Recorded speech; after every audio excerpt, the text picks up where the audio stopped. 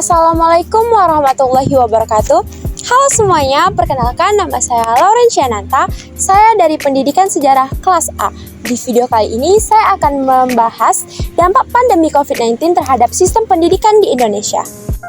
Kalian semua pasti sudah mendengar tentang coronavirus, virus yang telah melanda Tiongkok hingga dunia hanya dalam 1 bulan saja.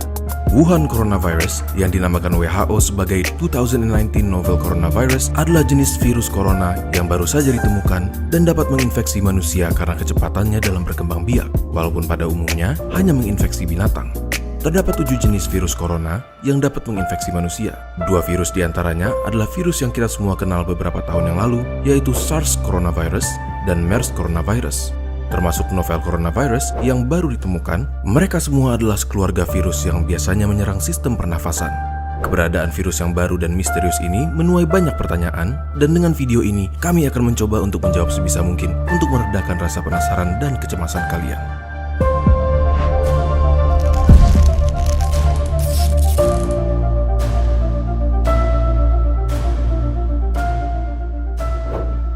Jadi, apa sebenarnya yang dimaksud dengan sebutan 2019 novel coronavirus?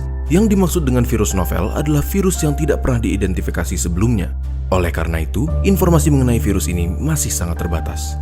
Virus ini pertama diidentifikasi di kota Wuhan, Tiongkok pada Desember 2019 dan dicurigai dimulai dari sejenis kelelawar, Chinese Rufous Horseshoe Bat, yang dijual di sebuah pasar seafood dan binatang hidup yang besar. Selain dapat berpindah dari binatang ke manusia, dapat juga ditularkan dari manusia ke manusia. Hingga saat penulisan kami pada 29 Januari 2020, ditemukan 6.095 kasus positif coronavirus, 9.239 kasus suspek coronavirus, dan 133 orang yang meninggal dengan tingkat kematian sekitar 2,2%, jauh lebih rendah dari SARS atau MERS. Kasus virus corona sudah ditemukan di hampir semua provinsi di Cina dan di banyak negara lain.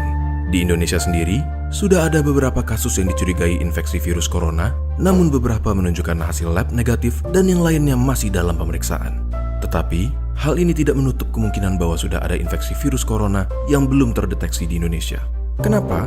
Karena gejala biasanya muncul 2 hari sampai dengan 2 minggu dari paparan, dan orang yang terpapar dapat menyebarkan virus ini walaupun belum timbul gejala. Memangnya apa sih gejala dari infeksi virus corona yang baru ini? Virus corona dapat menginfeksi saluran pernafasan atas.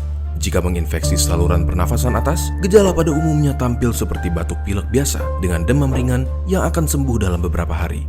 Tetapi pada orang dengan sistem imun yang lemah, virus corona dapat menginfeksi saluran pernafasan bawah dan menyebabkan gejala lebih buruk seperti demam tinggi dan sesak nafas. Hingga sekarang, vaksin untuk penyakit ini belum ditemukan. Selain itu, tidak ada pengobatan khusus untuk membunuh atau mematikan virus corona, namun pada sebagian besar kasus, infeksi akan mereda dengan sendirinya dan gejala akan hilang, atau dengan kata lain, self-limiting, seperti batuk flu biasa, dan pasien hanya perlu obat-obatan untuk meringankan gejala. Contohnya, obat penurun panas atau antipiretik untuk demam dan obat untuk meredakan batuk pilek. Lalu, bagaimana cara untuk mencegah penyebaran virus ini? Virus corona kemungkinan besar menyebar lewat droplet orang yang terinfeksi, yang tersebar terutama ketika mereka batuk atau bersin. Oleh karena itu, jika Anda atau seseorang di dekat Anda memiliki gejala batuk pilek, demam, atau sesak nafas, terutama jika mereka baru datang dari Cina dalam 2 minggu terakhir, kalian bisa menggunakan masker surgical dan ganti sesuai kebutuhan, sekitar 3-4 kali sehari.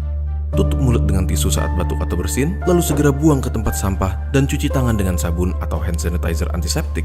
Sering-seringlah cuci tangan dan hindari memegang mata, hidung maupun mulut sebelum mencuci tangan. Center for Disease Control and Prevention atau CDC menghimbau untuk menghindari perjalanan ke Cina jika tidak perlu. Apabila kalian datang dari Cina dalam 2 minggu terakhir dan memiliki gejala seperti yang sudah kami sebutkan, segera cari perawatan medis dan hubungi rumah sakit yang akan kalian kunjungi mengenai kondisi kalian.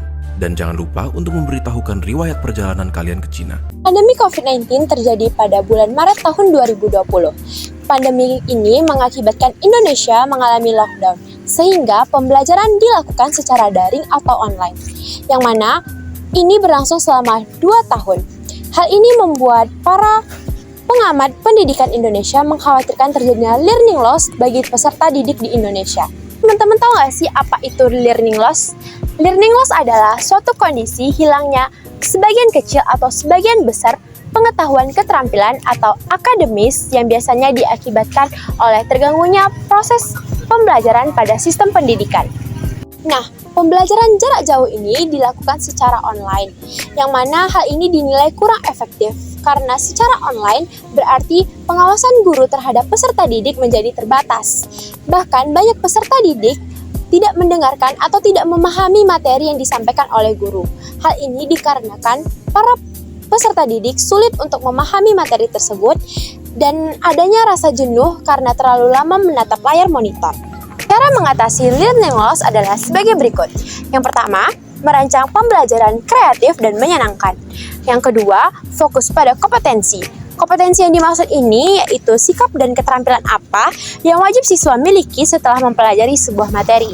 Yang ketiga, menciptakan suasana belajar yang menyenangkan. Dan yang keempat, mempersiapkan alat dan bahan pembelajaran dengan baik. Dan yang terakhir, memanfaatkan teknologi dan aplikasi yang tepat. Gitu dulu video penjelasan dari saya. Semoga bermanfaat dan apabila ada salah kata, saya mohon maaf. Wassalamualaikum warahmatullahi wabarakatuh. Bye!